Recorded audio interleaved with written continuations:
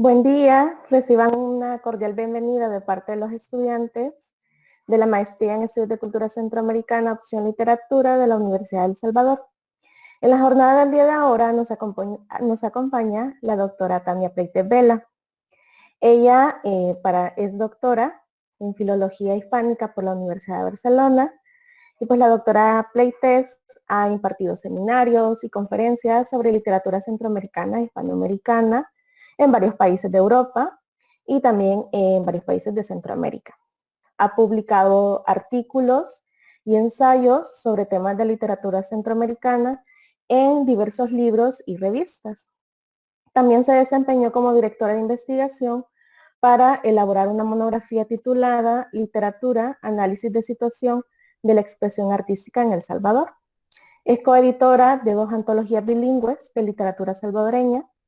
Una de ellas es Teatro bajo mi piel, poesía salvadoreña contemporánea, que fue publicada en el 2014, y Puntos de fuga, prosa salvadoreña contemporánea, publicada en el 2017. En la actualidad es profesora asociada en la Universidad Autónoma de Barcelona. Asimismo, es profesora en el máster en estudios avanzados en literatura española e hispanoamericana. Y pues también hemos tenido el honor de que fuese nuestra profesora en la maestría.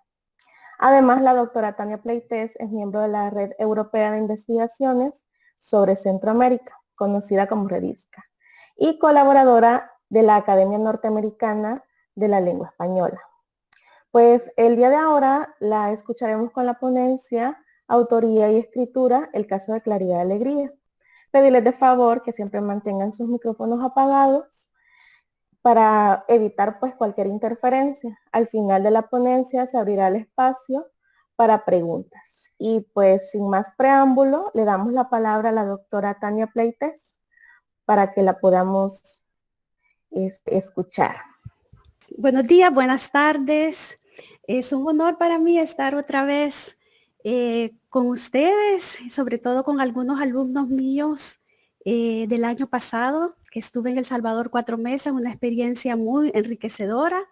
Muchísimas gracias por invitarme. Quería saber si se escucha bien. Sí, la escuchamos muy bien. Perfecto. Bueno, voy a pasar a compartir mi pantalla. Habíamos dicho que la intervención se iba a llamar Autoría y Escritura, el caso de Claribel Alegría, pero como pueden ver yo he agregado aquí esto cuando dice escritura de mujeres centroamericanas, ¿no? Porque me voy a referir en diversas ocasiones a otras escritoras contemporáneas de Claribel o algunas que empezaron a escribir antes o que escribieron, como dije anteriormente, al mismo tiempo que Claribel. Porque vamos a entrar a un aspecto que se ha llamado la autoría, cómo se construye la autoría en el campo cultural y sobre todo cómo se ha construido la autoría de mujeres en un campo cultural como el centroamericano, ¿verdad? Bueno, también quería decir que yo más o menos he calculado que mi intervención tiene una duración de 40 a 45 minutos, lo digo para que pues estemos todos al tanto de la duración de esta intervención. Bueno, empezamos entonces. Bueno, en una entrevista de 1996, Miguel Hueso Misco le preguntó a Claribel Alegría si había tenido suerte considerando la vida intelectual tan intensa que había llevado. Y ella respondió que sí, que en efecto, había tenido una buena estrella. Esta afirmación se convirtió como en una especie de leyenda, la cual se alimentó a medida que su trabajo fue siendo cada vez más reconocido. Como sabemos, su poesía se ha traducido a 14 lenguas, ha ganado importantes premios como el Premio Casa de las Américas o el prestigioso Premio Reina Sofía de Poesía Iberoamericana. Además, Claribel Alegría estableció amistad con autores canónicos, ¿no? Y la lista realmente es impresionante. Aquí he puesto algunos de ellos, por ejemplo, Juan Ramón Jiménez, Italo Calvino, Julio Cortázar, Carlos Fuentes, Juan Rulfo, Pablo Neruda, Miguel Ángel Asturias, Augusto Monterroso, Juan José Arreola, Nicanor Parra, Mario Benedetti y por supuesto su vecino en Mallorca, Robert Graves. La suma de todos estos elementos de alguna forma ha contribuido a la creación de esa leyenda, la leyenda de la poeta con buena estrella. Ahora, yo no quiero negar todo lo anterior, pero igualmente no puedo dejar de preguntarme, ¿por qué esta perpetuación de la imagen de mujer escritora afortunada, con suerte o con buena estrella, me hace sentir un poco incómoda? Recordemos que Claribel Alegría publicó 20 libros de poesía, 12 libros de ficción y no ficción, además de ensayos, traducciones, prólogos y también 9 libros en coautoría con su marido Bud. Pero bueno, reformulemos un poco la pregunta. ¿Es acaso por su origen centroamericano, por ser de una región que aún hoy en día está un tanto marginado de la industria editorial y del ámbito de los estudios latinoamericanos? Otra pregunta, ¿acaso debe ser afortunado un autor centroamericano para formar parte de una red literaria de prestigio y convertirse en un escritor reconocido y consumado? Bueno, yo quiero que recordemos a Roque Dalton, que fue un poeta muy reconocido en vida. Él también viajó, conoció e intercambió correspondencia con escritores canónicos de su tiempo y aún hoy sigue siendo un escritor muy admirado a nivel internacional. Pero esto nunca se ha considerado como un golpe de suerte, ¿verdad? Dalton era un intelectual y nadie lo cuestiona. De hecho, se espera que tenga esa red. Se da por sentado que tenga esa red, ¿no? Además, no dejemos de mencionar a otro de nuestros grandes poetas centroamericanos que también viajó y estableció redes en América y en Europa, que fue Rubén Darío, ¿verdad? Entonces, llegados a este punto, surge la pregunta inevitable. Se intensificó la leyenda de su suerte porque Claribel Alegría era una mujer. Aquí emerge otra cuestión. Una mujer escritora de ese tiempo tenía que ser simplemente afortunada para lograr el éxito y ser reconocida. Casos emblemáticos como el de Delmira Agustín en Uruguay o el de Clarice Lispector en Brasil ilustran cómo la imagen o mito de la mujer escritora excepcional, entre comillas, singular, entre comillas, o única, entre comillas, ha sido un cliché repetidamente usado por parte de críticos literarios sorprendidos, entre comillas, sorprendidos, al encontrarse con mujeres con talento. Parece ser que la mujer escritora es la excepción a la regla. Esa excepcionalidad, sin embargo, no me parece del todo correcta. Las mujeres escritoras e intelectuales son y siempre han sido un grupo numeroso. Si bien la mayoría, es cierto, ha permanecido en los márgenes de la historia. Pero no es mi intención reflexionar aquí sobre lo que ya sabemos. Mi propósito deriva de otras preguntas.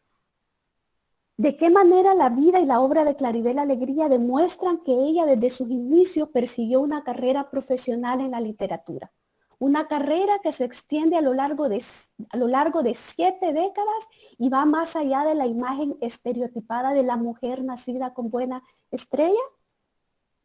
Otra pregunta, ¿qué estrategias utilizó la poeta para introducirse en la escena literaria, teniendo especialmente en cuenta que empezó su carrera en los años 40 del siglo XX, época en la que se esperaba que las mujeres de su estatus social desempeñaran roles sociales convencionales?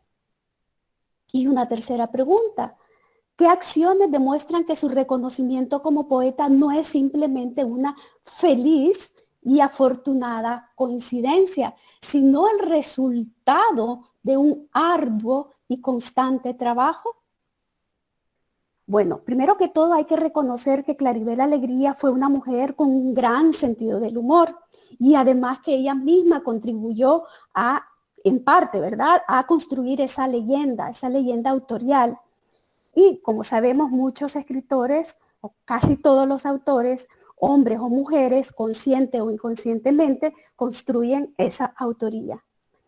Bueno, pues en el caso de Claribel Alegría vamos a ver cómo ella va tejiendo una narrativa personal que va a moldear esa autoría y la va a cincelar para crear una identidad singular ¿verdad? Entre comillas singular también, y luego ya podemos hablar de esto durante las preguntas, ¿no? Que le permitiera entrar y permanecer en la escena literaria, porque lo que quería Claribel era precisamente no solamente entrar, sino que permanecer, consolidar su lugar en el campo cultural y en el campo literario. Y la verdad es que Claribel Alegría fue una escultora muy versada. Esta forma de moldear una imagen es conocida como el gesto del autor. Y los estudios al respecto se remiten a propuestas desconstructivistas que ahora realmente no tengo tiempo de entrar a comentar en profundidad, pero puedo referirme a ello en la sesión de preguntas después de mi intervención. Por ahora diré simplemente que la noción de autoría nació más o menos por ahí del Renacimiento, alcanzó su cuota de esplendor durante el Romanticismo y fue cuestionada por Barthes, Roland Barthes, en su famosa Muerte del autor en los años 60. En los últimos años ha sido retomada por teóricos como Jérôme Meissot, José Luis Díaz, Dominique Benguendou o Aina Pérez, y esta última refiriéndose específicamente a la autoría de las escritoras. Todos estos teóricos sostienen que la autoría es una pieza más en el entramado del campo literario, una pieza que surge a partir de dos engendramientos. El que ponen en marcha todos aquellos autores externos, es decir, editores, críticos, incluso los lectores, que van observando esa postura de autor o autora, ¿verdad? Este sería el primer engendramiento, y el segundo sería una especie de autoengendramiento, es decir, del propio autor o autora, porque ellos deciden cómo quieren entrar en escena, es decir, cómo quieren ser recordados, cómo quieren ser vistos y observados, ¿no? Es lo que Meissot ha llamado el ethos autorial, ¿no? En resumen, podríamos decir entonces, y aquí es concuerdo con Eleonora Crocker, una de las teóricas que también ha estudiado la autoría, sobre todo la de Edelmira Agustini, que la autoría es una especie de aparato cultural. Sobre todo esto podemos conversar más adelante. En cualquier caso, lo importante es que la autoría ha sido construida bajo el foco masculino. Esto es, los gestos y las categorías que convierten a alguien en un autor serio son cultura, genio, intelecto, civilización, conocimiento, universalidad, canon, inteligibilidad y voz, ¿no? Y si las mujeres históricamente han tenido que, si las mujeres históricamente han sido caracterizadas con términos opuestos, es decir, sentimentales, apasionadas, incomprensibles, entonces no nos debería de sorprender cuando su escritura también lleva esas marcas, ¿no? Marcas que vienen a estereotipar o minimizar su escritura o incluso asignarlas a una categoría de mudez o silencio. Precisamente en Tierra de Infancia, Claudia Lars recuerda que su madre, y cito, era la silenciosa por excelencia. Entonces, teniendo esto en mente, ¿cómo se supone que deben de representarse a sí mismas las mujeres en el espacio literario y cultural para que su obra no sea leída bajo la luz de estos clichés y estereotipos?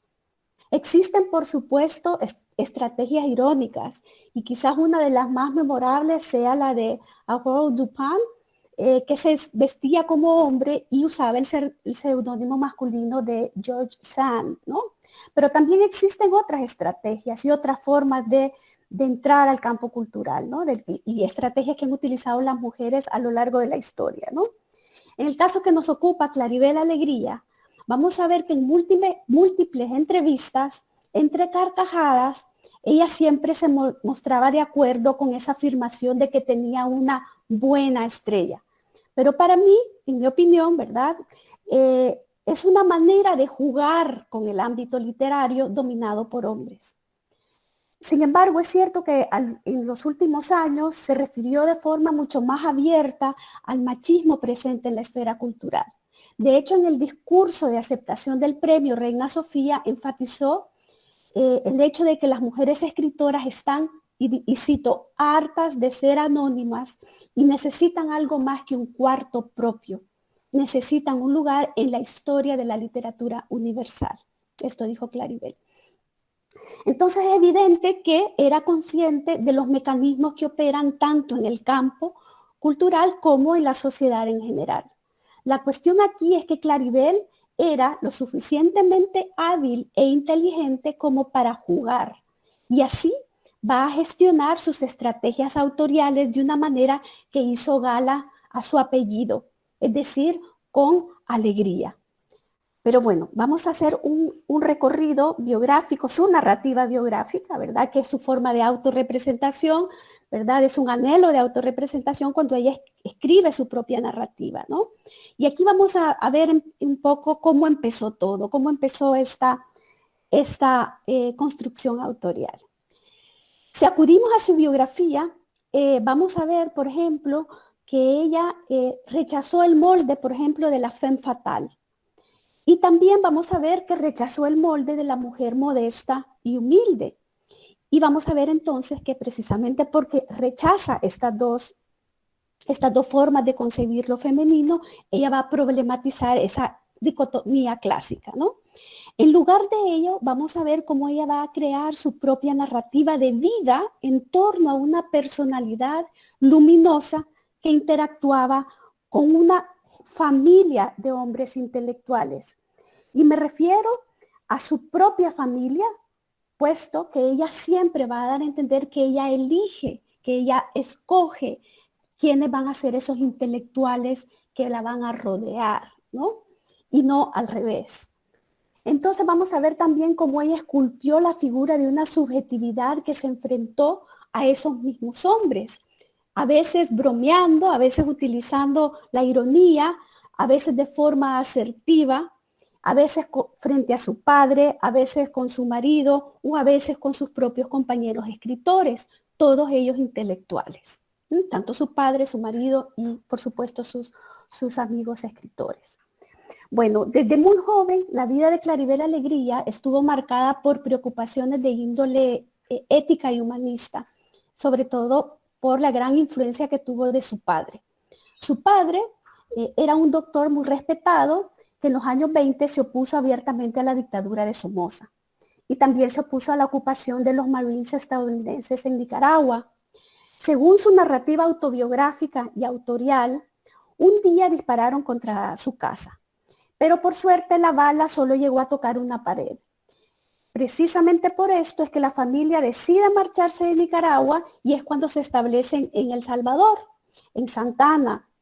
Para entonces Claribel era simplemente una bebé, tenía 8 meses nada más, ¿no? Unos años después, durante los días previos a la masacre de 1932 por parte del ejército, en la que se asesinaron, como ya hemos visto en la primera, creo que el doctor Lara Martínez se refirió a todo lo que había sucedido, digamos, en la matanza del año 32, en la primera conferencia que tuvimos en este ciclo. Vamos a ver que precisamente el padre de Claribel ayuda a esconder a Farabundo Martí en la casa, ¿no? Esto es lo que cuenta Claribel en su autobiografía, ¿no? Por lo tanto, vemos que Claribel Alegría, y nos lo dice en diversas ocasiones, habla de cómo su padre la influyó profundamente en esa ética social y política. Sin embargo, en esa misma autobiografía, ella dice, y cito sus palabras, yo doblegué a los hombres de mi familia. Y bueno, vamos a ver un poco cómo empieza este relato de esta acción, de doblegar a los hombres de su familia. Y aquí yo ya no me voy a referir solo a los de su familia, es decir, a su padre, ¿no? Sino que también vamos a ver cómo ella a lo largo de sus relaciones va tejiendo esa red de intelectuales, ¿no? Bueno, en esa misma entrevista de 1996, Claribel Alegría dice, no publiqué nada en El Salvador porque en aquellos días era horrible cuando una mujer, una chica, empezaba a escribir versos. Pensaban que estabas loca. Tenía miedo de que mis amigas me dijeran que era pedante y que mis amigos no me sacaran a bailar. Y le decía a Salarrué, a Serefín Quiteño y al señor Chico Luarca que no se lo dijeran a nadie. Sin embargo, Chico Luarca era amigo de Joaquín García Monge, director por aquel entonces de la revista Repertorio Americano. Luarca le envió mis poemas y don Joaquín García Monge los publicó.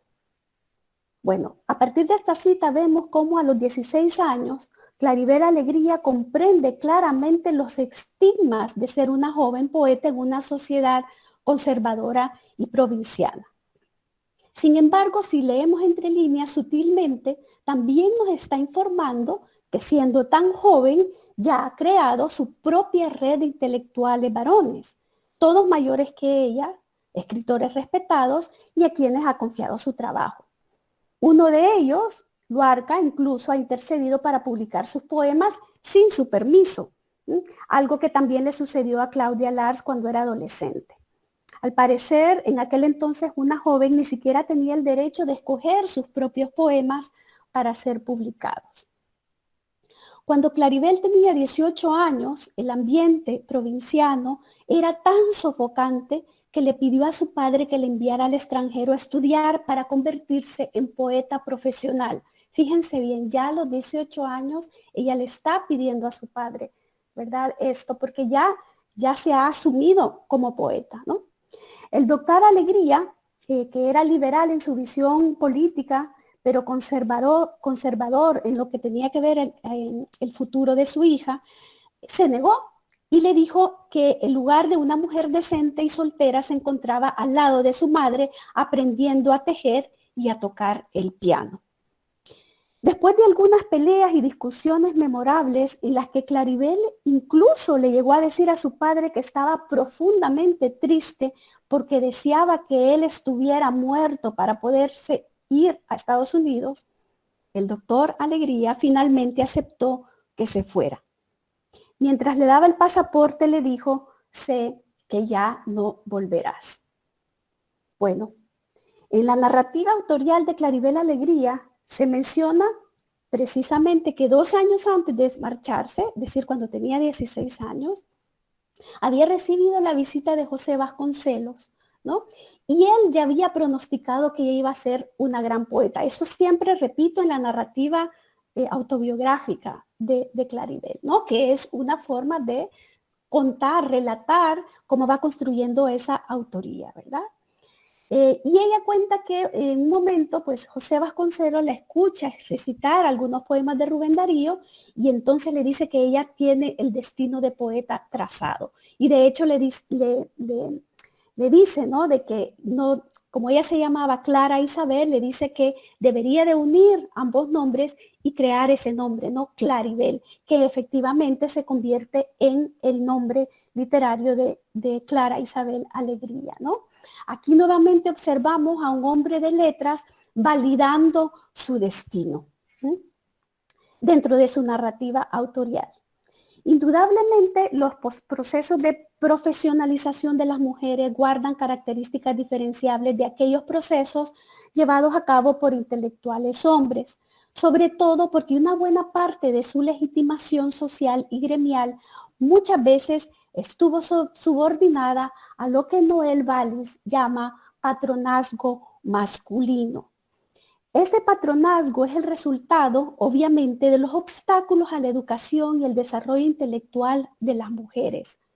Se les inculcaba la vida doméstica y familiar en vez de los estudios académicos y el autodescubrimiento, ¿no?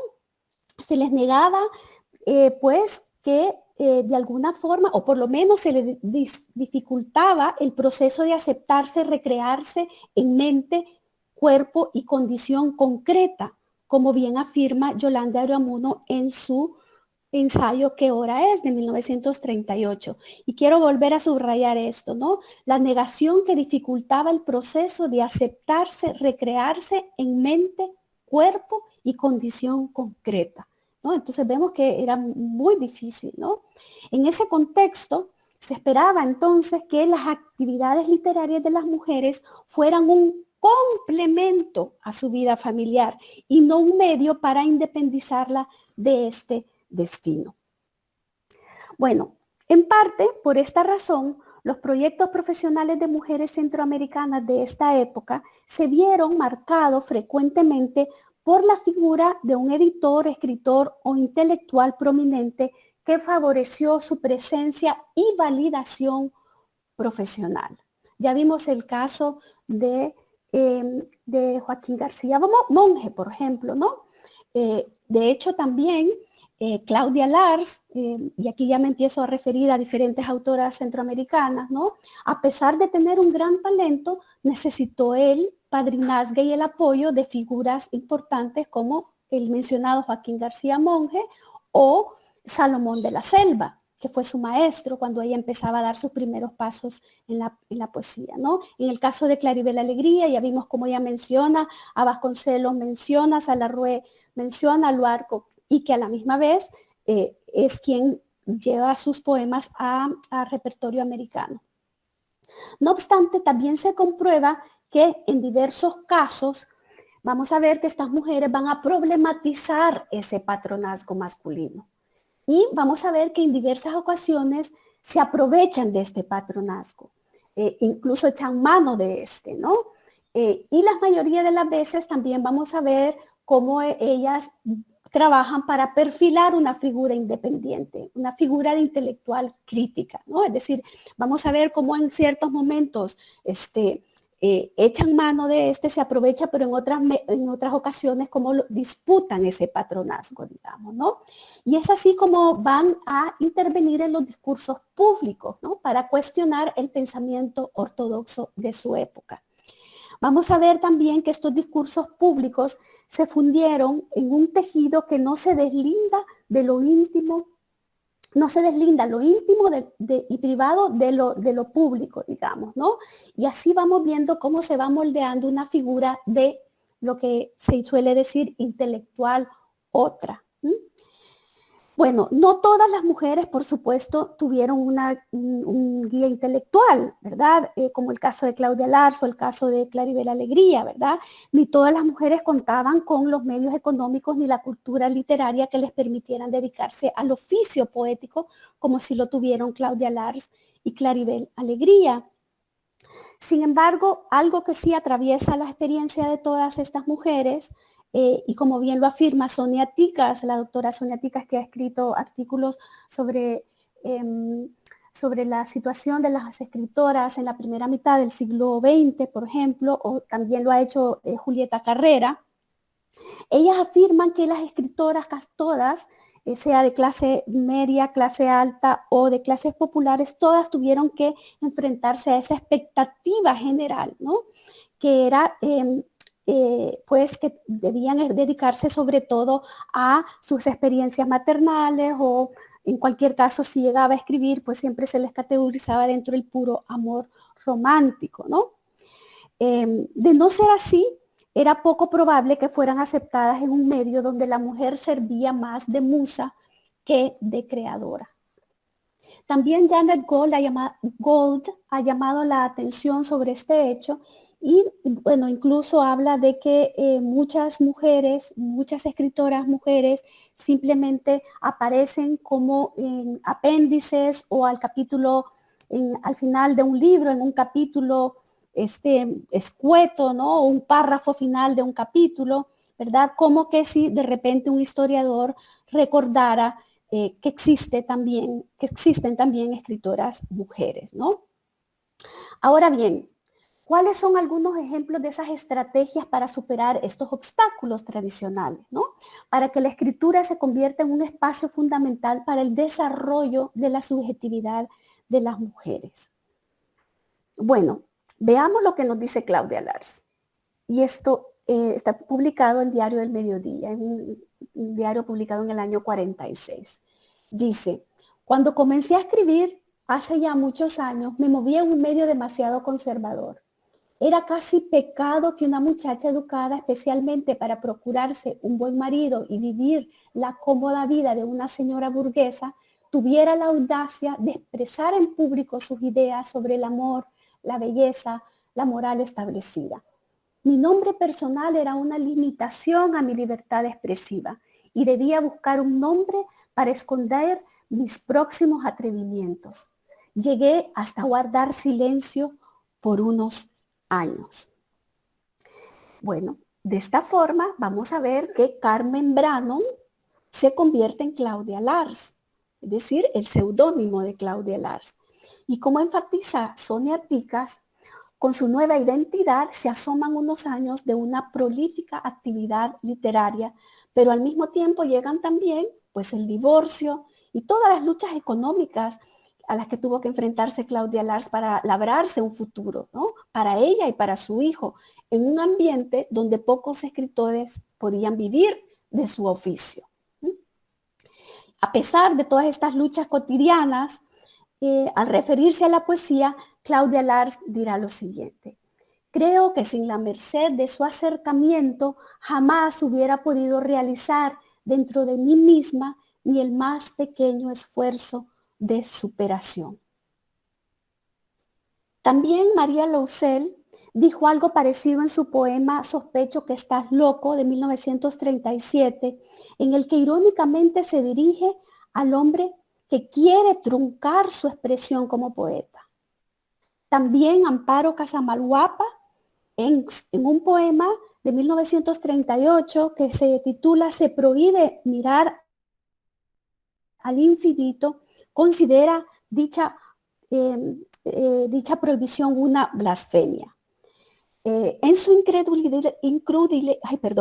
incredulidad ante tal prohibición le recuerda a su interlocutor, al igual que Lousel, que ella posee una fuerza creadora afín con el mundo natural. Precisamente, tanto Amparo Casamalhuapa como Prudencia Ayala, vamos a ver cómo usan varias tácticas para autorizarse su posición y legitimar su oficio en una sociedad que insistía en no darles lugar en la esfera pública. Se proclaman escritoras acudiendo a una especie de vocación divina indestructible, es decir, para enfrentar las adversidades que se interponen en llevar a cabo su misión de escritoras. Es decir, se amparan en la autoridad divina que según ellas las protege. Leamos este fragmento del joven sembrador de Amparo Casamalhuapa y dice: Señor, ¿por qué me diste un corazón impetuoso y un pensamiento claro? ¿Por qué hiciste nacer entre mis inquietudes un anhelo de justicia si no me he dado a exigir que se cumpla? ¿Es acaso para que gocen los hombres viéndome soñar imposibles y para que una madre se aleje diciéndome: tú solo eres una golondrina indefensa? Una golondrina, Señor, ¿es que valen tan poco las alas? ¿Para qué me las diste si no he de volar con ellas? Prudencia Ayala, una escritora que persigue fines políticos muy definidos, también recurre a una insistencia en la autoridad divina para legitimarse como mujer pensadora y así se autovalida. Veamos lo que dice en Payaso Literario en Combate de 1928. Profecías, luces que Dios me revela para predecir la suerte de las naciones y la suerte en que los políticos deben orientarse. Entonces vemos cómo el discurso profético, en el caso de Prudencia Ayala, se convierte en su guía como escritora.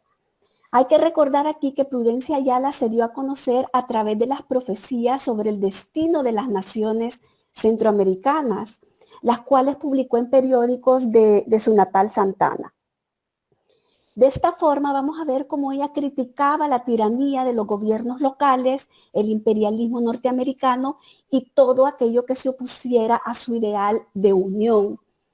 Entonces vemos cómo el discurso político se enmascara de profecía, es decir, una estrategia. Volvamos entonces a las estrategias autoriales de Claribel Alegría. A los 18 años, estando en Luisiana, Estados Unidos, se entera de que el gran poeta español Juan Ramón Jiménez y su esposa Zenobia Camprubí viven en Washington, D.C. Inmersa en lo que ella llama un estado de entusiasmo adolescente, Claribel escribe a Juan Ramón una carta de admiración. A mi parecer, de nuevo aquí ella sabe exactamente lo que quiere: continuar tejiendo su red literaria. Días después que ella le escribe a Juan Ramón, recibe una postal del poeta español en la que le expresa que desearía conocerla porque ha leído algunos de sus poemas en repertorio americano. Es así como en septiembre de 1944, Claribel Alegría viaja a Washington con su hermano y pasan un fin de semana en la casa de Juan Ramón y Zenobia, hablando durante horas sobre literatura. Durante una de estas conversaciones, Juan Ramón le propone que, si ella lo desea, él podría ser su mentor. Y entonces ella toma una decisión atrevida. Deja sus estudios en la Universidad de Loyola y se muda a Washington, D.C. Se matricula en la Universidad George Washington para estudiar filosofía y letras, mientras Juan Ramón la instruye en el arte de escribir poesía. De día trabaja en la Unión Panamericana todas las mañanas y trabaja como secretaria y traductora para poderse pagar sus gastos, y 2 veces a la semana por las tardes asiste a las tutorías con Juan Ramón Jiménez. Ella cuenta en su relato autobiográfico que después de cada sesión volvía defraudado a su habitación en la Casa Internacional, porque Juan Ramón era severo y le decía que tal o cual poema no funcionaba porque tenía demasiados clichés, etc. Pero vemos a esta joven Claribel, ¿no?, que se está manteniendo a sí misma económicamente, que está perseverando en su carrera literaria, que insiste y acude a cada tutoría con Juan Ramón, ¿verdad? O sea, vemos aquí una mujer que está peleando bueno, sí, peleando, pero también podríamos decir, no dejándose vencer a pesar de todas las adversidades y de todos los estereotipos en torno a la mujer escritora, como ella continúa queriendo alcanzar ese ideal, ¿no? Y que efectivamente, como sabemos, pues será exitosa esa carrera, ¿no? 4 años después de cuando ella se muda a Washington para empezar estas tutorías con Juan Ramón, se publica precisamente su primer libro, Anillo de Silencio, ¿no?, que va a ser el fruto de esa perseverancia. Y veamos aquí otra estrategia autorial. El prólogo está escrito por José Vasconcelos y ella lo llama específicamente para que le ayude a publicar el libro. Vemos que Vasconcelos le dice que sí, que le va a ayudar a publicar el libro, pero con una condición, que él escriba el prólogo. Entonces, qué mejor manera de entrar en un mundo literario con estos 2 patrocinadores, ¿no?, Juan Ramón Jiménez y José Vasconcelos. En una entrevista que le hice a Claribel Alegría en el 2016 en Managua, le pregunté sobre esto y ella me respondió. En aquel entonces, ¿quién iba a publicar el primer libro de una joven mujer totalmente desconocida? Por eso llamé a Vasconcelos. Entonces, una vez más, observamos aquí a Claribel tejiendo incesantemente su red literaria. Bueno, en 1947 conoce a Darwin Flacol, más conocido como Bot, con quien se casa. Como sabemos, Bot era periodista, escritor, diplomático, y establece con él una intensa complicidad literaria y política que se va a materializar en un gran número de libros que no solamente escriben juntos, sino que también traducen o antologan. Bueno, es así que se inaugura el famoso binomio Clary-Budd, ¿no?, un nombre que fue creado por Julio Cortázar. Bueno, con Budd tiene 4 hijos y diferentes trabajos los conducen a vivir en múltiples ciudades. Vamos a ver que viven en Washington, viven en México, viven en Chile, viven en España, en Mallorca y finalmente en Nicaragua. En Managua, que donde se establecen en los años 80 para involucrarse pues con la causa sandinista que había llegado al gobierno en el año 79. Hasta ahorita parece una historia ideal, ¿no? Sin embargo, como ella también cuenta en su autobiografía, no todo fue color de rosas para ese binomio Clary-Budd. En un escrito autobiográfico, que es el que estoy citando continuamente, ya después si quieren les doy la referencia, Dice que cuando vivieron en Estados Unidos, Bo tenía que estar fuera de casa todo el día trabajando mientras ella cuidaba de los hijos, que en ese entonces estaban pequeños, ¿no? Ella tuvo su primera hija y luego tuvo gemelas y tuvieron muy poco de diferencia entre un parto y el otro, ¿no? Entonces tenía una niña de 1 año y medio y luego tenía una bebés, ¿no? Entonces dice que llegó un momento que estaba sumamente desesperada, a punto de dejarlo todo y divorciarse, puesto que tenía la sensación que debido a su interminable trabajo doméstico ya no tendría tiempo para escribir. Y entonces le resonaban en la cabeza, recordaba aquellas palabras de Juan Ramón Jiménez cuando ella le anunció que se casaría. Cuando Juan Ramón le dice, Claribel, se acabó tu carrera literaria. Sin embargo, la crisis fue superada cuando juntos planearon una vida estimulante a nivel intelectual. En la entrevista que le hice a Claribel, ella me dijo que precisamente ella se sentó con Bod y le dijo, ya no puedo más. Y Bod le dijo, bueno, vamos a hacer juntos, vamos a trabajar juntos a nivel intelectual para que tú puedas seguir, para que podamos seguir escribiendo juntos. No fue un pacto de pareja, ¿no? Que me parece algo a destacar. Y vamos a ver que esta vida estimulante a nivel intelectual digamos, se va a traducir en ediciones como la de New Voices of Hispanic America, que fue publicado en el año 62, una antología de textos literarios traducidos al inglés por Claribel, en los que se incluye autores que más tarde se convertirán en prestigiosos escritores, pero que entonces fuera de sus países no eran tan conocidos. Y por ejemplo, aquí he puesto una lista, ¿verdad? Juan Rulfo, Carlos Fuentes, Monterroso, Arreola, Roa Bastos, Nicanor Parra, Gonzalo Rojas, ¿no? De nuevo, pues, observamos a Claribel Alegría defendiendo su derecho a ser una escritora, insistiendo, perseverando, y que además ha encontrado un admirable cómplice.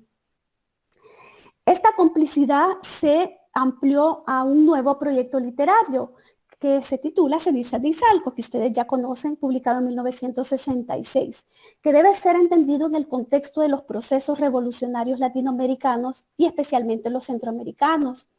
Con esta novela surgió lo que se conoce como la escritura de la solidaridad de Claribel Alegría, la cual adquirió aún más potencia bajo la luz de las revoluciones centroamericanas de los años 80. Como poeta, Claribel había escrito desde la experiencia, lo cotidiano y las decepciones y deseos que se derivan de estas experiencias. No obstante, todo cambió después de la Revolución Cubana. Son varias las entrevistas en que ella deja claro que este acontecimiento la hizo cuestionarse sobre el estado del mundo. Cuando tenía 8 años, Claribel presenció la masacre campesina de 1932, uno de los eventos más sangrientos de la historia salvadoreña. Y es que la familia de Claribel vivía cerca del puesto militar, por lo que recordaba con detalle aquellos días. Solía explicar esta experiencia cuando cenaba con amigos escritores, quienes, sobre todo Carlos Fuentes, le animaban a escribirla. Sin embargo, en aquel entonces, Claribel había publicado únicamente poesía y temía no encontrar un estilo o una voz narrativa propia. Fue entonces que Bod le propuso que lo escribieran juntos, él prestando sus habilidades como periodista y ella como poeta. Y este sería el inicio de la ya mencionada colaboración literaria de Claribel, ¿no? Cenizas de Izalco es ya un clásico de la literatura centroamericana y considerada una de las únicas novelas centroamericanas pertenecientes al boom. En 2008, Claribel Alegría, aquí estoy saltándome, ella por supuesto escribe muchos libros de poesía, escribe libros testimoniales, ¿verdad? Pero aquí estoy refiriéndome a aquellos libros en los que podemos ver cómo ella va construyendo esa red y esa autoría, ¿verdad? Bueno, en 2008 Claribel publicó Mágica Tribu, el cual evoca momentos compartidos junto a escritores, algunos ya mencionados a lo largo de esta exposición. Y aquí nuevamente se sitúa en el centro de una red ecléctica y brillante compuesta por amigos intelectuales varones. Es importante destacar que Claribel Alegría, a diferencia de otras escritoras centroamericanas de su tiempo, tuvo la posibilidad de experimentar una vida activa dedicada a la literatura sin la marca del final trágico tradicionalmente atribuido a las mujeres escritoras malditas, entre comillas, ¿no? Es decir, aquellas que se atreven a romper moldes. En Centroamérica, la narrativa de la femme fatale, de mujer rebelde y liberal que termina mal, se atribuye a Yolanda Oriamuno, por ejemplo, o a Eunice Odio. Ambas tuvieron muertes trágicas que han sido hasta incluso romantizadas sin llegarse a preguntar seriamente por las complejidades que las condujeron a tener estos finales tan trágicos. Sin embargo, a Claribel se le otorgó la imagen de mujer de familia rodeada de un esposo estupendo y 4 niños, es decir, la mujer que pudo escribir, publicar y ser reconocida gracias a su buena estrella. No obstante, como ya hemos visto, Claribel trabajó muy duro, tanto en la esfera pública como en la privada, para construir su carrera literaria y producir trabajos memorables. En resumen, su autoría estuvo basada en una genealogía familiar e intelectual. Se sitúa a sí mismo bajo el foco de la autoría. Ese foco no emite una luz con los mismos kilovatios que la autoría masculina.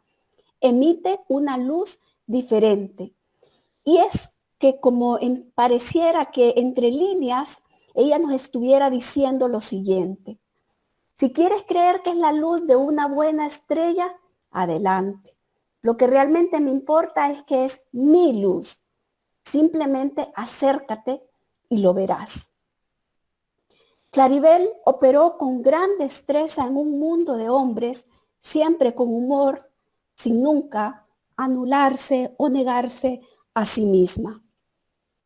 Su libro de poemas, Huésped de mi tiempo, de 1961, nos proporciona una idea de las dimensiones de una autora que se involucra en las grandes tensiones, dificultades y también en las grandes resoluciones que la poesía ha enfrentado en tiempos de dictaduras e injusticias.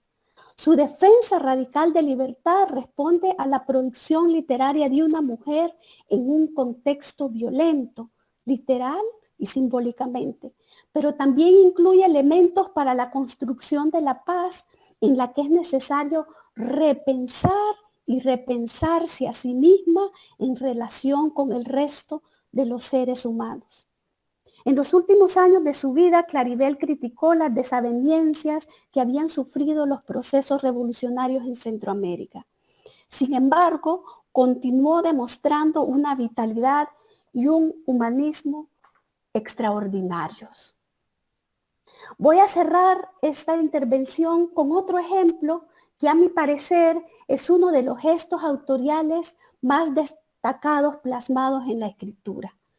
Y me refiero a la autoría de una contemporánea de Claribel, de Eunice Odio, una autoría que era confiada y, incluso podríamos decir anegada de convicción. En los epígrafes de un poema de 1946, si pudiera abrir mi gruesa flor, ella se coloca al lado de Whitman y Cervantes, ¿no? En estos epígrafes, como ustedes pueden ver. Aunque quizá consciente de su osadía o supuesta osadía, se limita a poner sus iniciales en minúscula, enmascarándose con gesto de minorización, es decir, una estrategia, pero evidentemente colocándose en el Parnaso. Algo parecido hizo Sor Juana Inés de la Cruz cuando al hablar de Primero Sueño, que como ustedes saben es uno de los poemarios más emblemáticos del barroco, se refiere a este poema largo como un, cito, papelillo. Sí, imagínense ese monumental poema de 975 palabras. Ella, Sor Juana, le llama un papelillo, gesto de minorización, o lo que llamaría Josefina Ludmer, tretas del débil, ¿no? Más aún, Eunice Odio, volviendo a Eunice, vamos a ver cómo ella se vuelve a mencionar en su obra cumbre, El Tránsito de Fuego, que está compuesto también por 10.000 versos. Es decir, también un poema largo, más largo que el de Sor Juana. Al inicio de la segunda parte, titulada Proyecto de mí mismo, antes de narrar el episodio en que Ion nace de la palabra que él mismo pronuncia, que es uno de los paisajes vitales del libro, vemos cómo la costarricense se incluye en el poema citándose a sí misma, ¿no? Y pone su firma, ahora ya mencionando su apellido, pero siempre con minúsculas. De esta forma, Eunice Odio incrusta su autoría en una especie de mascarada poética en la cual aparece como voz legitimada, pero no por los otros, sino que por su propia obra. Un gesto autorial, a mi juicio, audaz y brillante que comprueba su compromiso total con la poesía. Hoy en día nos encontramos en otro momento de la historia literaria, en el que a las mujeres escritoras se les reclama que están creando una especie de gueto de la escritura de mujeres. Se dice que la literatura se debe valorar por su calidad, se debe valorar por su calidad y no por su género o por su sexo, sino, ¿verdad? Bueno, yo creo que realmente al debatir el tema, no nos debemos olvidar de respaldarnos con datos objetivos. Y en ese sentido, yo conozco solo los datos de España y yo esperaría, ojalá que en Centroamérica comencemos a hacer una sistematización de esos datos objetivos, ¿no? Como, por ejemplo, este estudio de Nieves Álvarez, ¿no? Que publicó un libro que se titula Descubrir lo que se sabe, estudio de género en 48 premios de poesía. Dicho estudio documenta por medio de gráficos los resultados de todas las ediciones de los 14 premios relacionados con la editorial Visor hasta el 2016. Así se va a comprobar que el porcentaje dedicado a mujeres es mucho menor, 15% frente a un 78% dedicado a hombres. La tendencia se repite en los 7 premios literarios relacionados con la editorial Hiperión, así como con otras editoriales.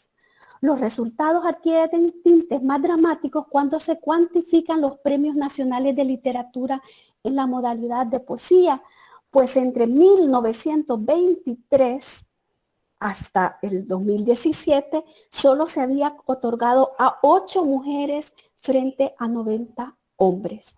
En lo que respecta al Premio Casa de América de Poesía Americana, fundado en el 2001, solo han sido premiados 2 mujeres de 16 ediciones.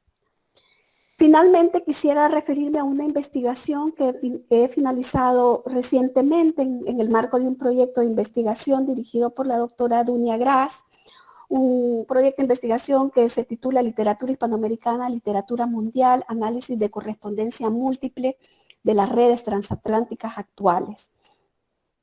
En ese proyecto yo me concentré en analizar el catálogo de la editorial Visor y de los 900 títulos que analicé publicados desde sus inicios hasta el 2015, poco más del 20% eran autores hispanoamericanos y de ese porcentaje las mujeres de la región representaban alrededor del 8%.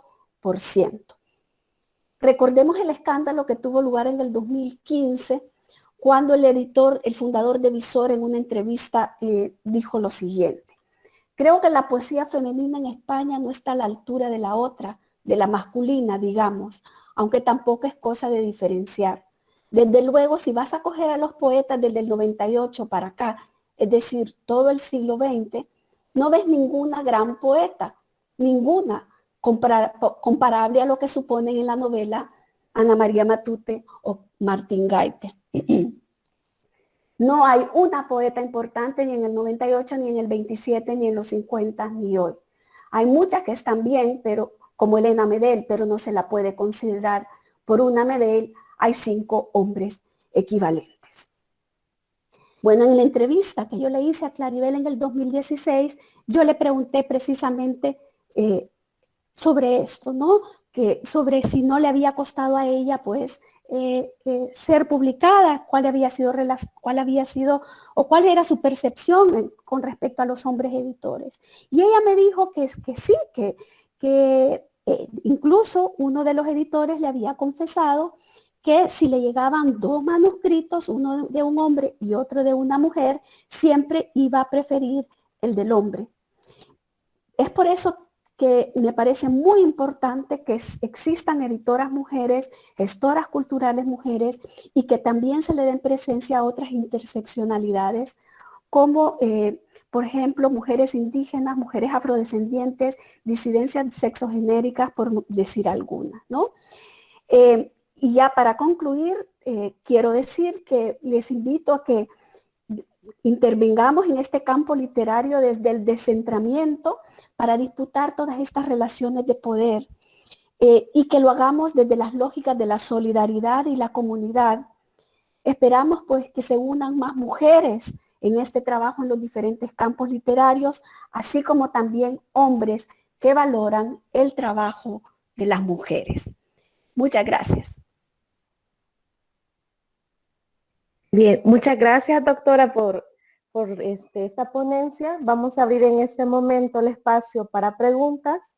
Si gustan, las pueden colocar en el chat o pueden abrir sus micrófonos y también se las pueden hacer llegar a la doctora. Por acá en el chat tenemos ya algunos comentarios. Pues sí. Algunos ya le dan las gracias por la charla tan esclarecedora, dice Cristina Osorno. Gracias. Luego, aquí hay un comentario interesante. Dice, me encantó la frase, la literatura se debe valorar por su calidad, no por su género. Seamos entes de cambio en sociedades que han vivido pegadas al machismo. La figura femenina es emblemática en la literatura. Me parece una muy buena frase también para rescatar, ¿verdad? Porque sí, literatura es arte y pues independientemente del género, quizás que quien le escriba. Sí, pero hola. Sí, perdón, pero Jennifer, para comentar lo que le decía, ¿no? Que sí, efectivamente, así, pero desgraciadamente existen unos entramados y existen una serie de marcas que son a priori con respecto a la escritura de mujeres. Debería de ser así, pero sin embargo, pues como bien lo ha planteado Aina Pérez en su libro, que es una autora, desafortunadamente siguen existiendo estas marcas a priori, ¿no? Por un lado, ¿no? Y eso es lo que, de alguna forma, al hablar de la autoría de mujeres, cómo se disputa, digamos, en el campo cultural o en el campo literario, pues tenemos que tener conciencia de que existen estas marcas o estos estereotipos o estos clichés que ojalá no existieran, pero existen porque son un reflejo de lo que existe en la sociedad, digamos, ¿no? Sí, sí. Hola, Diana. Hola, Diana. ¿Cómo estás? Mucho gusto. Vea, yo pues escribo, ¿no? Soy escritora, poeta. Y sí, a través de esta carrera me he llevado, me río, porque la primera vez que yo tengo 2 premios por un libro de poesía en Brasil, hispanoamericano, y lo voy a comentar porque uno de los poetas de aquí, de Honduras, se acercó, ¿verdad? Y me dijo, ¿sabes? Tú escribes como hombre. No, ya se imagina que una carcajada, no, ni quiera Dios, le dije, no quiero escribir como hombre, ¿no? Yo soy mujer y me encanta hacerlo. Creo que también hay una práctica con esto de decir de calidad, y aquí le vamos a decir a las que están más jóvenes, porque yo ya tengo mis años, ¿verdad? En esta historia, que esa calidad a veces perpetúa prácticas machistas dentro de la literatura que apenas hasta el 2014, si tenemos ahí, por ejemplo, lo que dice el PEN Internacional, no había tenido una mujer presidenta desde que comenzó. Imagínense, 128 años y no habían tenido una mujer presidenta. Entonces, Y quienes marcaron también lo que es la academia, ¿verdad? La Real Academia de la Lengua, negaron quien escribió o prácticamente hizo la investigación del diccionario, que fue una mujer, y le decían no queremos aquelarles aquí dentro de la academia. Entonces, eso es importante decirlo, no porque a mí la verdad me provoca mucho miedo como los extremos religiosos, ¿no? Y me provoca, hay una segregación muy fuerte, si una es mujer, si una es indígena, afrodescendiente, no, pues vamos a ir clasificándonos. Sí existen estas paredes, y son muy fuertes, y como dice usted, son la evidencia, ¿verdad?, de que el canon del pensamiento tiene que ser masculino y por ende es parte del sistema represor, hasta el momento, ¿no? Machista diré, porque masculino no es lo mismo que eso. Así que estoy en total acuerdo con usted y hay que aclarar que es, bueno, yo siempre he escrito porque me gusta, no me interesa la aprobación de más que de mi propia conciencia y de las lecturas y de mis amigas más que de los amigos, porque honestamente yo prefiero una opinión como, por ejemplo, de una mujer como usted, como Janet Gold. ¿Por qué? Porque nuestra escritura sí tiene género. Tenemos otras apreciaciones. Yo leo a los hombres, hay un montón de autores que me parecen muy buenos y otros me parecen mediocres, sí, es la verdad. Bueno, con permiso. Sí, no, efectivamente lo que usted está diciendo es cierto. O sea, yo más que decir que la escritura tiene género, yo diría, de acuerdo con lo que dice Aina Pérez, ¿no? Es la autoría la que segrega género. La escritura, como usted bien ha dicho, hay hombres, hay buenos escritores hombres y buenos y no tan buenos escritores hombres, o escritores que pueden caer en lo cursi, ¿no? Que es como se ha tildado muchas veces a la escritura de mujeres, ¿no? O pueden haber mujeres excelentísimas, ¿verdad? Buenísimas escritoras y otras no tampoco, ¿no? Otras no muy buenas porque, bueno, también aquí tenemos que considerar otras barreras, ¿no? El acceso que han tenido ahora estamos en otro momento, pero en aquel momento en que empezaron a escribir Claribel Alegría, Claudia Lars, Clementina Suárez, etcétera, no tenían los mismos accesos digamos, a la educación, por ejemplo, ¿no? Hay algo que he manifestado muchas veces y es cómo escriben de nosotras los hombres. Sí. Hay un autor nicaragüense que no lo voy a mencionar porque tuve una discusión muy fuerte con él, que nos comparó a las mujeres nos dijo que teníamos ubres de vaca, ¿verdad? Entonces ese tipo de escritura que nosotras no cuestionamos públicamente porque tenemos temor a que nos excluyan de eventos. A mí me excluye siempre del evento de poesía de Nicaragua precisamente porque es uno de los organizadores, pero ha tenido efecto, fíjense, una carta pública en que dije, ¿cómo es posible que siempre nos sigan comparando con mujeres de vaca, acéfalas, a nosotras las mujeres? Y aparte tengamos que quitarnos el sombrero cuando lo vemos, ¿no?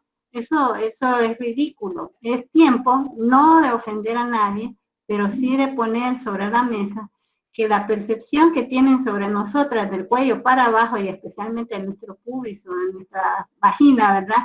No es todo lo que somos, ¿verdad? Y nosotras, cuando hablamos de nuestra sexualidad y de quiénes somos, tenemos también que decir, tenemos un cerebro y funciona, ¿no? Y aquí estamos, ve hacia arriba, un poco más, aquí. Habla conmigo y mírame a los ojos, ¿no? Y me estoy enterando de que me estás insultando dentro de tu literatura y no te lo voy a permitir más. Es algo que tenemos que asumir dentro del feminismo y enseñarles en este proceso de la escritura que estamos presentes y que esa violación al imaginario de qué somos las mujeres o cómo nos percibimos las mujeres, tenemos que cambiarlo y construir otro en donde ellos se atrevan a conocernos, ¿no? A conocernos y a reconocernos. tal como nosotros lo hemos hecho con ellos, sin temor y sin nada de tabú. Eso es lo que yo le pido a las nuevas escritoras y a nosotras mismas, de que cuando leamos algo así, pues tenemos que ser bien críticas y bien duras, y duras para decirlo así con toda la ironía posible. Bueno, recomendación que hago. No sé si me la tomarán. Muchas gracias, Diana. Gracias, que aquí parece que hay más preguntas. Gracias, Diana. Sí, tenemos una pregunta de Luis Tobar. Dice, ¿hay una crítica a la modernidad patriarcal en Claribel Alegría? ¿Hay una crítica, perdón? ¿A la modernidad patriarcal en Claribel Alegría? Bueno, yo creo que en toda su literatura se ve esta crítica, ¿no? No sé, ahorita se me ocurre toda esa serie de poemas en la que ella le da vuelta a los tópicos o digamos a los personajes griegos, a Penélope, a Circe, a todas estos personajes que han sido codificados desde un pensamiento patriarcal, ¿verdad? Sexualizados o ubicados en esta dicotomía entre la sexualización o la mujer pudorosa, la que espera, ¿no? Y entonces ella allí disputa esa dicotomía y le da otro destino, ¿verdad? Esa carta a Ulises en donde Penélope le dice que no lo va a esperar más, ¿no? O sea que me parece que en su poesía ella siempre está subvirtiendo todos esos arquetipos femeninos que han sido construidos desde la literatura de los hombres, ¿no? También lo vemos en sus novelas o la forma en que ella también, incluso en sus escritos testimoniales, ¿verdad? El hecho de cómo ella va ubicando a la mujer revolucionaria, ¿verdad? Que la va haciendo agente de su historia frente a un entramado político masculino, digamos, ¿no? Eso es lo que podría decir, digamos, de cómo ella va haciendo una crítica de esas construcciones, esos arquetipos patriarcales en torno a la mujer. Toda su literatura me parece que de alguna forma lo trata. Ok, gracias. Aquí también Graciela de las Mercedes pregunta, o bueno, dice, ¿qué consejo nos daría a las mujeres con pasión por escribir que aún viven en el anonimato? ¿Qué consejos? Bueno, ya esa ya no es pregunta como profesora, sino que ya aquí es una pregunta que, bueno, le voy a dar mi humilde opinión, ¿verdad? Yo le diría de que salga del anonimato y que no tenga miedo y que escriba y que necesitamos más voces de mujeres que compartan sus experiencias, incluso las del cuerpo, también su vida intelectual, es decir, que no tenga miedo y yo sé que no es fácil, puede recurrir a ciertas estrategias, puede comenzar con un seudónimo, pero que si quiere escribir, que sea valiente y que salga allí a compartir, porque seguramente tendrá cosas que compartir, ¿verdad? Que tendrá cosas que decir. Yo aliento a todas las personas que quieren escribir que lo hagan. Es un proceso largo, es un proceso de aprendizaje y sobre todo esto que estoy diciendo, que esta valentía de salir, tiene que ir acompañada de lo que ya siempre te dirá cualquier persona que escribe, ¿verdad? Leer muchísimo, leer, crear tu genealogía de escritoras y escritores también, ¿verdad? De aquellos que te van a influir de alguna forma u otra, ¿no? Siempre es bueno tener construir nuestra propia genealogía de escritores. Leer y, bueno, hablar con otras escritoras, como decía Diana, crear nuestra red de mujeres escritoras, acercarte a mujeres escritoras. Bien, acá tenemos otra, dice, en los estudios que realizó, encontró temas más recurrentes en los escritores de mujeres, en los escritos de mujeres, perdón, en la propia Claribel. Muy enriquecedora la ponencia, dice saludos desde México, a Quetzali. Mire, lo que pasa es que en la escritura de mujeres, como en la de los hombres existen temas recurrentes o huellas recurrentes, ¿no? Es decir, algunos que son universales, de hecho, bueno, por decirle un tema, ¿no? Últimamente estoy estudiando el tema de los caminantes, de los paseantes, ¿no? Lo que se llamaba el flaneur, ¿verdad? Que fue estudiado por Walter Benjamin, refiriéndose a Charles Baudelaire, ¿no?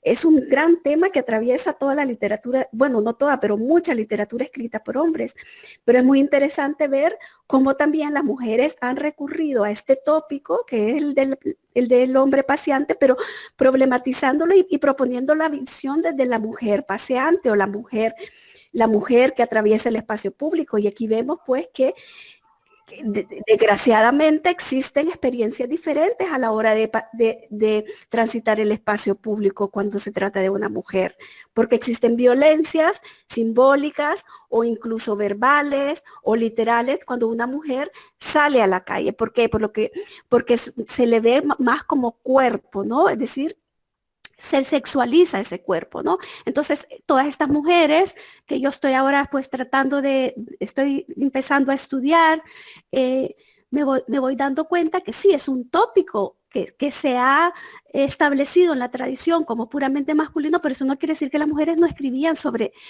esto, ¿no? Es decir, que no escribían sobre lo que para ellas era pasear una ciudad, ¿no? O el tropo del caminante, digamos, ¿no?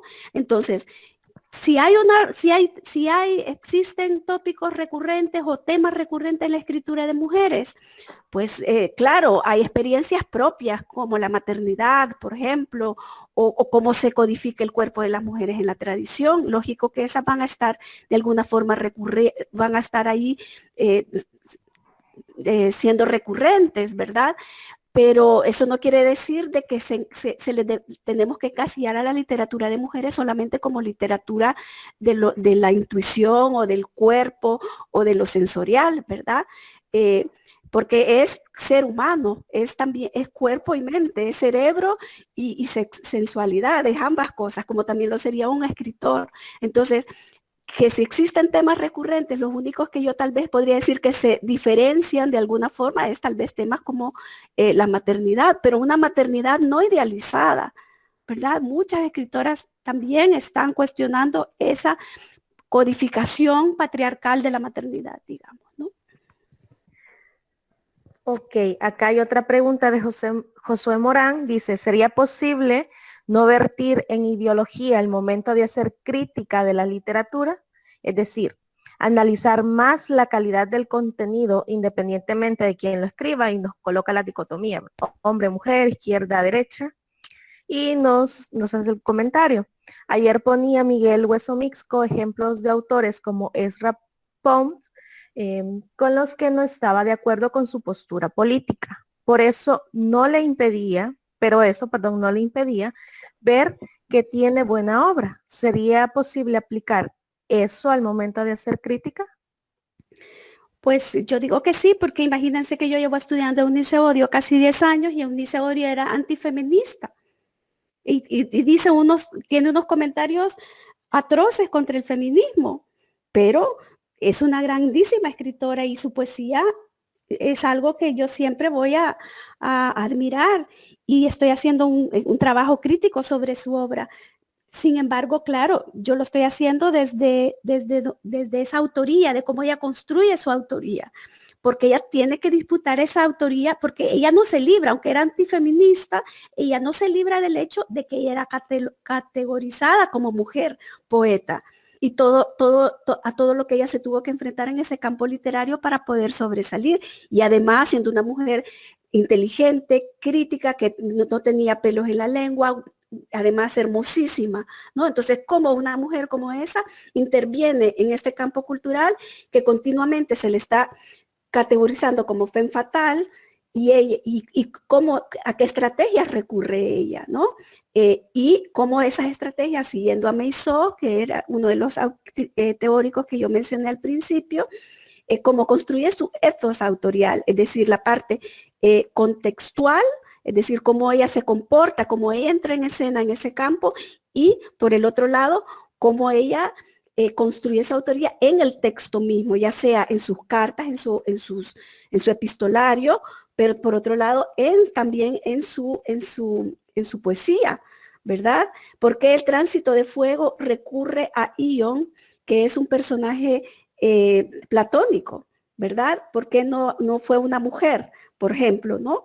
Y bueno, yo aquí podría extenderme muchísimo, pero lo que quiero decir es que no importa la ideología, nosotros podemos hacer crítica, aunque no estemos de acuerdo con un escritor o incluso con autores que cambian, porque el caso de Eunice Odio, ella empezó siendo de izquierdas y luego a medida que fue avanzando la revolución cubana se convirtió en anticastrista, ¿verdad? Hizo también aseveraciones muy fuertes contra la revolución cubana y contra Castro, ¿no? Entonces, también ver esos cambios, como una mujer con todas estas características que yo les he dicho antes, si a eso se le agregue que interviene en un campo cultural marcado por la Guerra Fría, ¿verdad?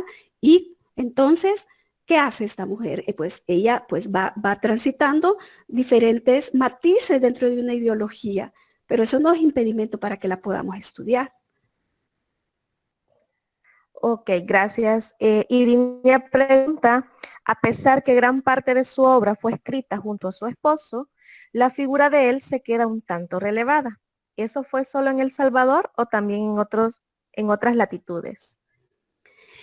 Pues la verdad que yo no sabría contestarte a ciencia cierta esta pregunta. Lo que sí puedo decirte es que yo cuando estuve presentando un homenaje a Claribel Alegría, se me acercó la nieta de Claribel. Y bueno, la nieta y otros parientes de Claribel y otros amigos. Esto fue en Londres en el año 2018. Y ellos estuvimos conversando más o menos de esto que usted me pregunta. Y ellos me dijeron que es que Claribel tenía una personalidad avasalladora, que en realidad él sabía ponerse a un lado. Él sabía que esa era la personalidad de Claribel, ¿no?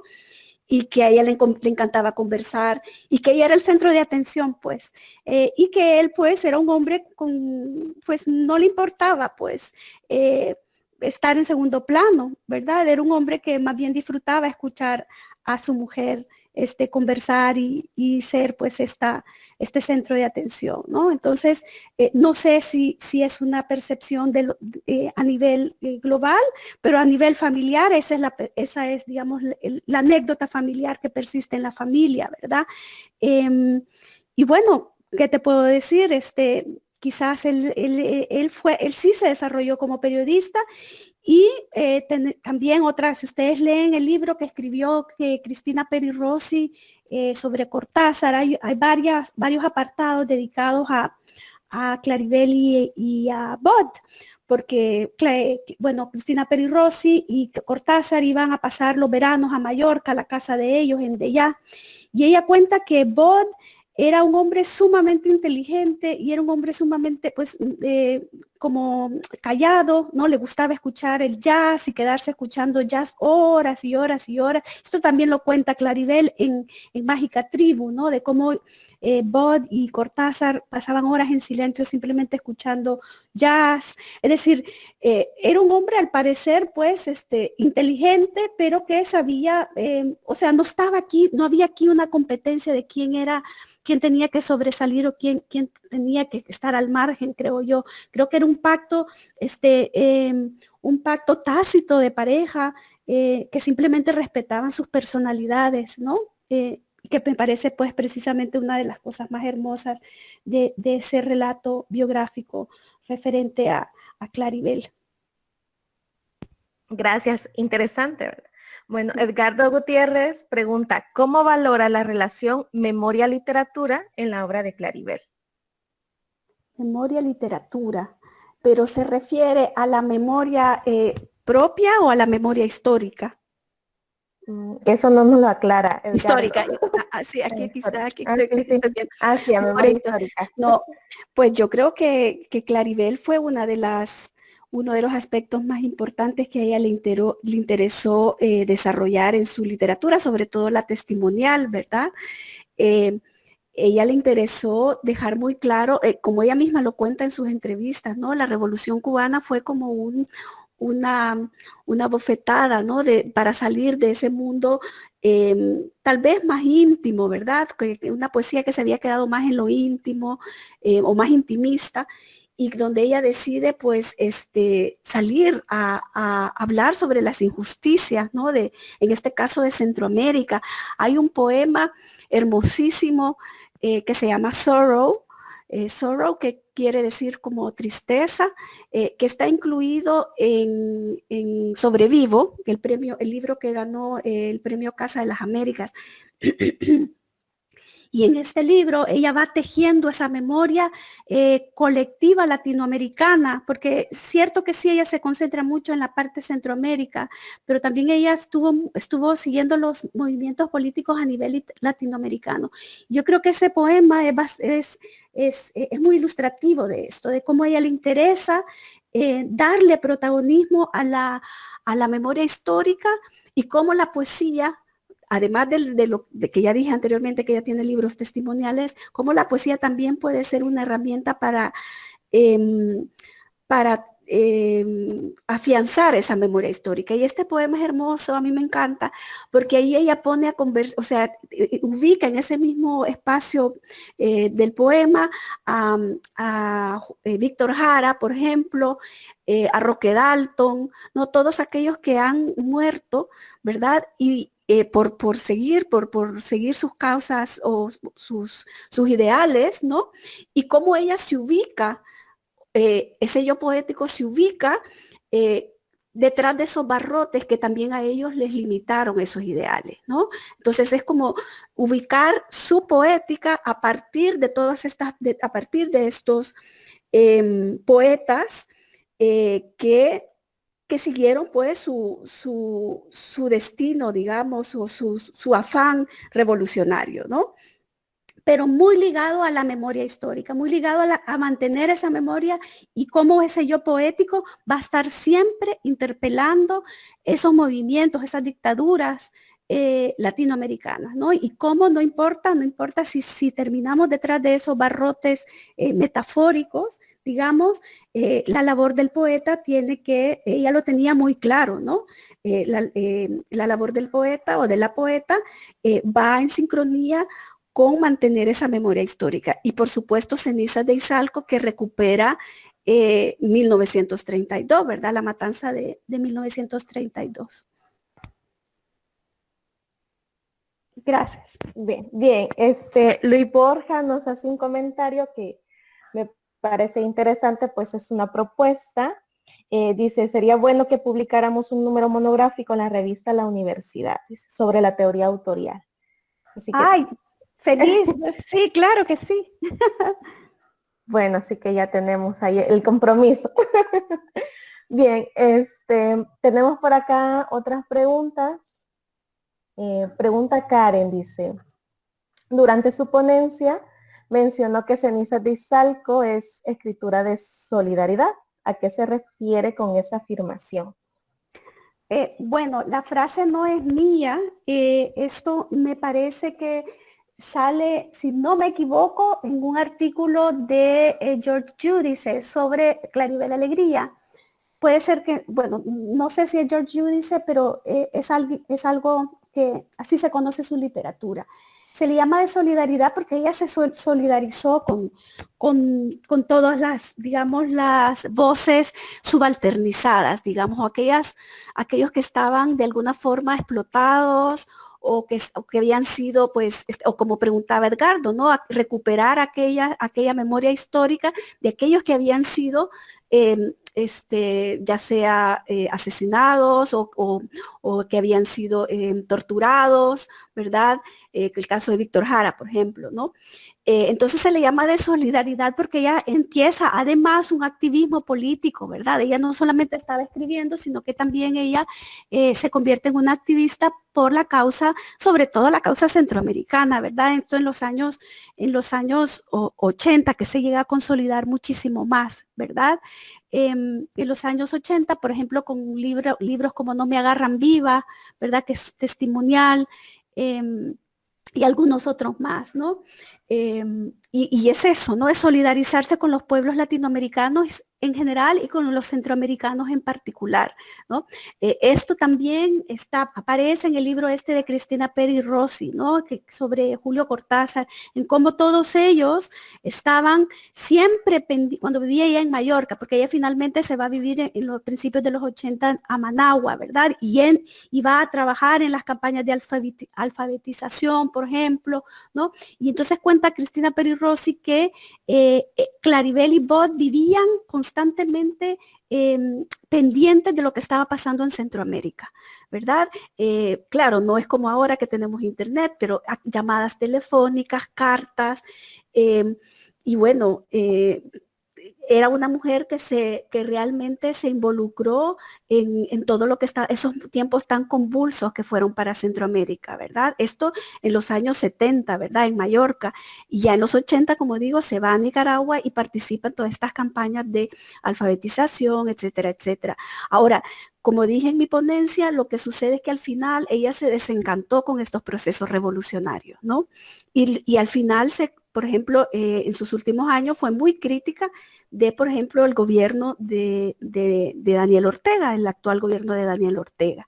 Entonces sí, vemos pues solidaridad en ese sentido, con los pueblos latinoamericanos y con los olvidados de la historia, digamos.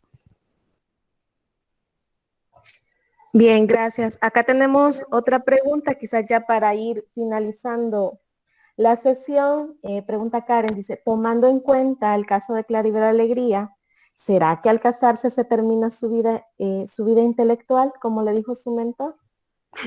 Por supuesto que no, ¿verdad? Sí.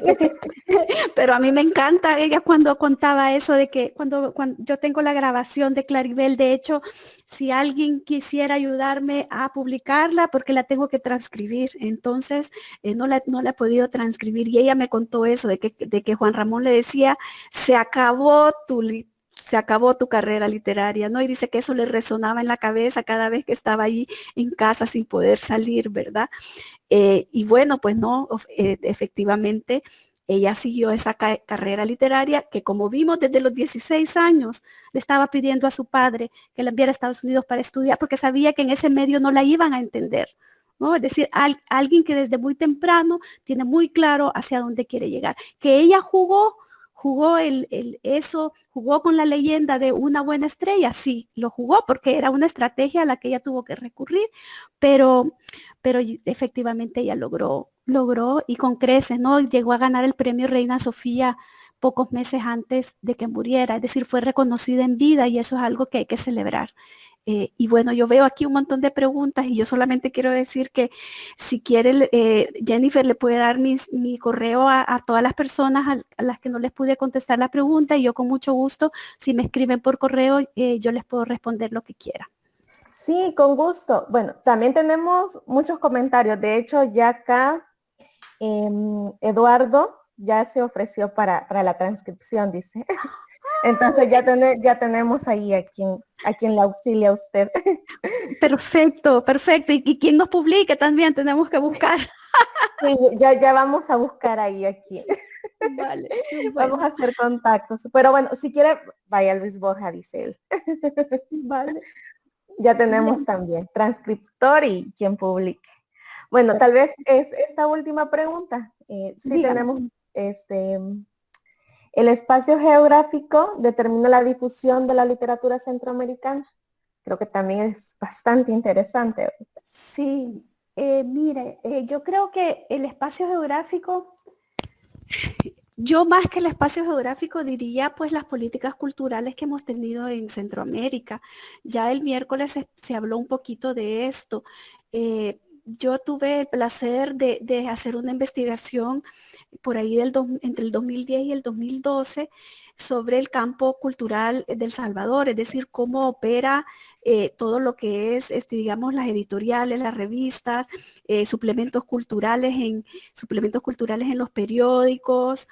Y este caso de El Salvador, si usted va a otros países de Centroamérica, ve que en menor o menor grado pasa lo mismo. Solo veamos el hecho de que nosotros en Centroamérica a veces no tenemos acceso a los libros de Costa Rica. Tenemos a veces, tienen acceso en Costa Rica a veces a libros de España y no de El Salvador, por ejemplo, ¿no? Es decir, que dentro de nuestro mismo territorio centroamericano los libros no circulan, solamente con las ferias. Ahora, ¿qué pasa con las ferias? ¿O qué pasa con las editoriales? Volvemos a lo mismo. Siempre se va a priorizar escrituras, ciertas escrituras o ciertos autores que ya están como cimentados en este campo cultural, y las nuevas voces es bien difícil que lleguen si no entran a esa red, si no entran al nodo de esa red, es bien difícil que puedan ser visibilizadas, ¿verdad? Entonces, el espacio geográfico, yo creo que, bueno, sí, pero es como la política cultural de ese espacio geográfico ha funcionado, ¿verdad? ¿Qué prioridad se le ha dado a la cultura y a la literatura en nuestra región? ¿Qué lugar ocupa dentro de los presupuestos nacionales? Etcétera, ¿verdad? Solo por poner algunos ejemplos. Entonces, sí, hay mucho que hacer todavía, hay mucho que nos tenemos que conocer mejor, y creo que, digamos, encuentros como este permiten que podamos iniciar una conversación una conversación sobre esas carencias, ¿verdad? Que todavía tenemos en nuestros países centroamericanos, y sobre, digamos, cómo la literatura sigue estando, porque somos apasionadas de la literatura y estamos al tanto de lo que pasa, pero dentro de lo que es el entramado social, la literatura sigue estando muy al margen, digamos, dentro de lo que es la sociedad, está a espaldas de la sociedad, ¿verdad? No se toman en serio a nuestros escritores. Por ejemplo, si vamos a Italia, por ejemplo, o aquí mismo en España o en Estados Unidos, cómo los escritores están en la escena pública, están en los programas de radio dando entrevistas, ¿verdad? Por ejemplo, y porque en Centroamérica no tenemos esto tan similar a estos otros países. Entonces, son preguntas que hay que hacernos y qué podemos hacer para mejorar todo esto, ¿verdad? Y con eso, pues, me quedo. Bueno, no nos queda más que agradecerle. Acá también en el chat tenemos múltiples agradecimientos por su ponencia, por la charla, por compartirnos todas estas ideas que sin duda nos queda también como, pues, para continuar. ¿Sabes? Esta teoría siempre me ha parecido muy interesante, esto de la postura autorial, y también explorar más también en otras de nuestras escritoras que están en esa invisibilidad y que también podemos trabajarlas. Y Claribel Alegría, sin duda alguna, también es una escritora a la que siempre vamos a hablar. Recordarles sí. También a los asistentes que estas ponencias están siendo grabadas y luego se suben al canal de YouTube. Entonces, muchas gracias, doctora Tania. Gracias a todos y todas. Le agradecemos muchísimo que nos haya brindado parte de su tiempo para conversar con ustedes. Y pues también invitarles para el próximo lunes para cerrar este ciclo del seminario que hemos estado realizando junto a los compañeros egresados de la maestría, y pues también agradecerles a todos a los que nos acompañan. Gracias. No sé si... Gracias. No, solamente decir gracias, un placer de verdad. Un beso desde España. Gracias, abrazos. Adiós.